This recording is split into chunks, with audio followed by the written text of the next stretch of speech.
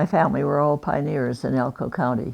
My grandfather, Joseph Heenan, came from Germany to avoid being put in the army by the Kaiser Wilhelm. So he jumped ship and came to the United States and ended up going to Virginia City. And he found out that Virginia City was not as great as he thought it was going to be for become a gold miner.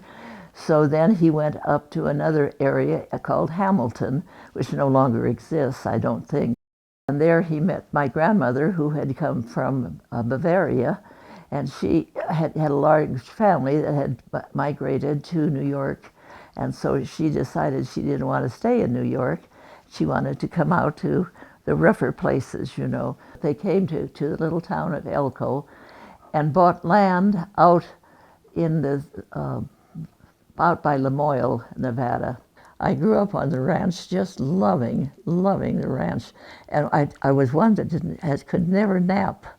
So what they used to do is put me on my old horse Curly, and then the old Curly would walk around and around and around the ranch house, and of course very seldom did I fall asleep. At one time I was dozing off and fell off the horse down onto the ground. Here I was only about, I'd say 12 or 14 months old, fell down on the ground, and old Curly had his nose on the top of me, kind of, come on, get up, what's wrong with you?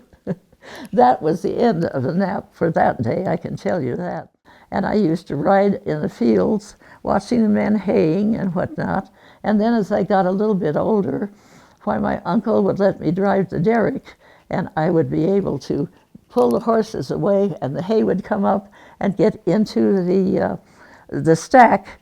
And I loved doing that. I loved living on the ranch. I was headed for the university, and I was going to go to normal school, which was a 2-year program at that point in time. You know, coming from a rural county, it was just very interesting to become a member of the Tri-Deltas. I graduated from the university in 1944 and got a position in Gardnerville. Well, in the meantime, I had met my John LaVoy from Sparks, and he was a young pilot at with the Marine Corps. So he had just returned from the South Pacific, and he asked me to marry him.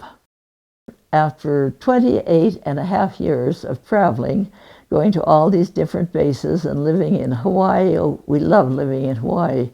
Then we returned to Reno. I've always been involved in every organization that I could possibly be involved in. I've always liked people, no matter who they are. People, whether they're purple, black, or whatnot.